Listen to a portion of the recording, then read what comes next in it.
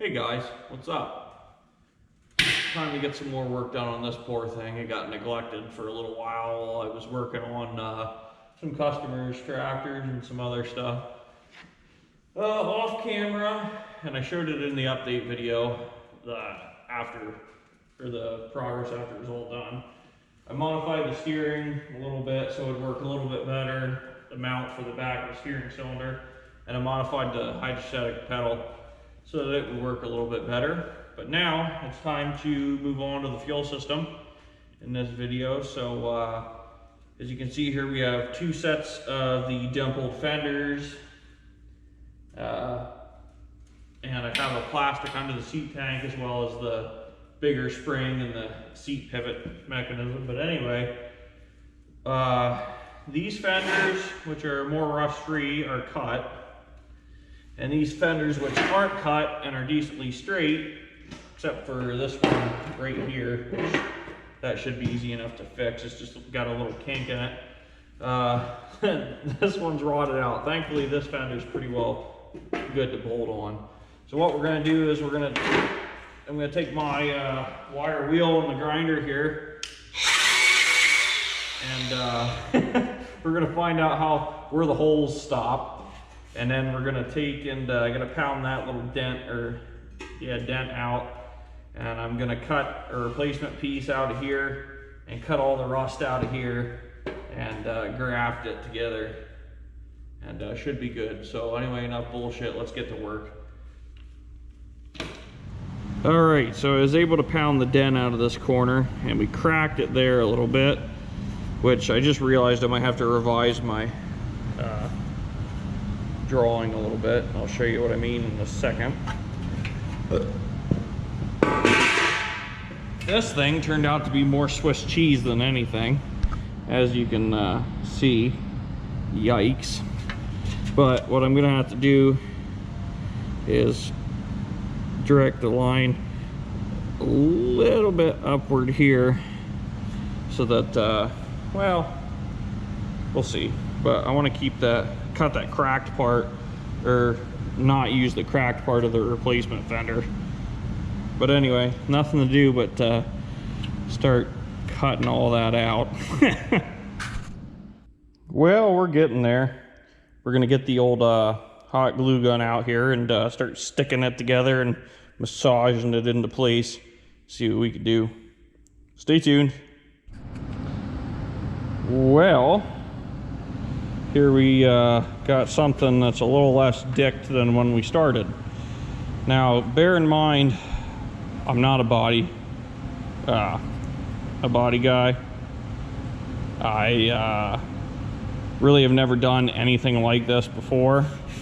So when you see that it's not quite kosher, like right there you can kind of see there's a divot because I had too much material on the side of my filler piece, but you can clearly see that I don't do this for a living. There too, you can see a divot, and I warped the fender there a little bit, and you can see right there. Well, hold on, let's come over here. You can see right here there's another divot. But considering we started with a yellow fender that had that in place of that panel, and a fender that looked kind of like this. Oh yeah, and this whole piece, like right here, this wide, was a gap because somebody had cut the fender off, the patch fender off, and where they cut it, I'd cut out of the original, or the fender I'm repairing, so I had to fill that all in. So this by no means going to be a show tractor, so we're either going to put a little filler on this or just spray some filler primer and call it good, and probably eventually I'll replace the fenders with a nicer set. But this will keep me moving on the project for now, and it's been a good learning experience. So considering I didn't know really how to do this before, and still don't really know how to, I learned a little bit, so that's good. Anyway, I got to bolt these fenders on, clean the fuel tank out, drill the hole for the nipple that's on the bottom of the fuel tank so I can get a fuel line up to the front, and put a bung in the plastic tank for a return line. So I got to do all that, as well as clean up the seat spring and paint it. And I will eventually be tearing this back down to paint it. And even if I paint these fenders and I decide I want to replace them down the road, I mean, it's just painting a set of fenders. So anyway, ooh, yeah, you can really feel that divot in there. Oh well, she'll be fine. So considering out of the 4 fenders, we had 1 good one and 3 junk ones, and I took the 2 right side ones and made one that's a little less junk. I don't think we did too bad. Anyway, guys, stay tuned, because we're going to make some more progress in this video. Okay, so making a little progress here. Got the fenders off, my phone's going off. I got a hole drilled there for the outlet on the fuel tank, and we had to grind down the fins on the transmission a little bit to clear the bigger seat spring. And I'm probably going to put some protective heat wrap on the tank. Most of this is going to be covered probably up to here, but this is probably going to be somewhat open. Actually, we'll see. I may cover as much as I can with a tonneau cover, but we'll see what we can do.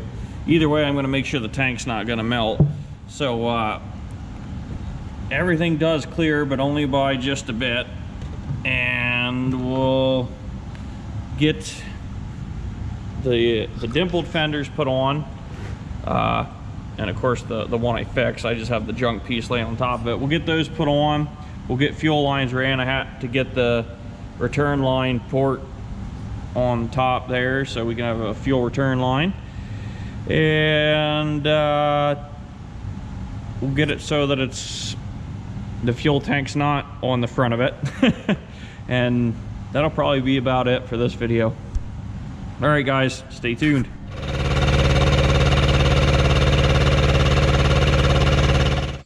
Well, as you'll notice, there's a few things different now.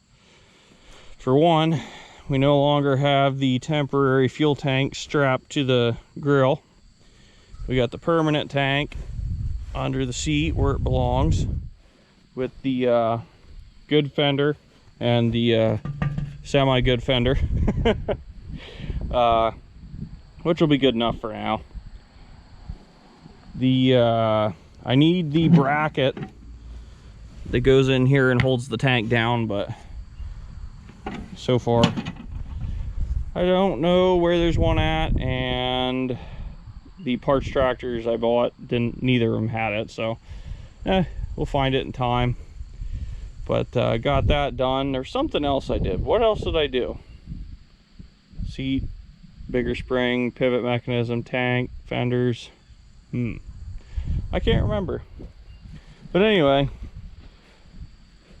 this thing's gonna go on hold for a little while, like I've been saying, so I can get some other projects done and get some work done for some other people. But yeah, after we're done taking a break from it, I'd like to get the hydraulic 3-point built. I have in line a better hood for it that's not all cut up, not bent in the front, and has both tins, whatever you want to call them. And yeah, I'd like to get that done. I need to swap out a better steering cylinder that doesn't leak, or see if I can get that one resealed. It looks like it's all welded together, so I don't know if I can have it resealed or not. And fan shroud, turbo. Oh, that's what it was. I finally got an upright manifold that I can use for ease of putting a turbo on there. It'll make it much easier. But yeah, the improvement to the pedal made a big difference. It's not as touchy now, and it's easier to use. So, oh, and I want to put turning brakes on it. Well, I need to set up the pedal mechanism, but what I'm thinking is have like 2 little pedals that stick up like right here, because the most of the time when you're driving, your foot's going to be out here. So have the pedals like where you can step on them with your heel. I think that might be handy. And then we'll have the parking brake handle here that will engage the trans lock that these the Aaron's and Gravely, well, the Aaron's built Gravely's had. It's right here, that mechanism that puts a parking pole up against some teeth on the ring gear, I assume. And right now it's locked. So yeah, anyway, we'll get some other videos of other tractors up after this and other things, and then we'll get back on this eventually, and probably the next time you see this, it'll have more progress made on it. All right, guys, I thank you so much for watching. I hope you enjoyed the video, and until next time, take care.